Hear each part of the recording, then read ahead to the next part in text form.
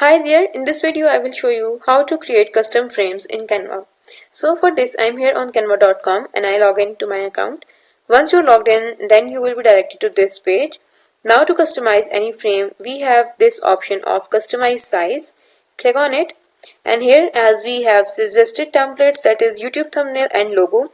So there we are having the width and height of the YouTube thumbnail and then the logo, which is 500 into 500.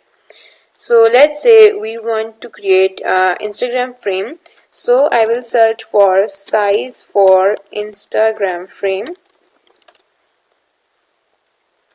So here it will give you 110 into 110 pixel or 1080 to 1080 in order to create square post. So I want to create a landscape post, so I will go with 1080 into 566. So I will just type 1080 into 566. So then click on create new design. So a new tab will open and you will have a custom frame.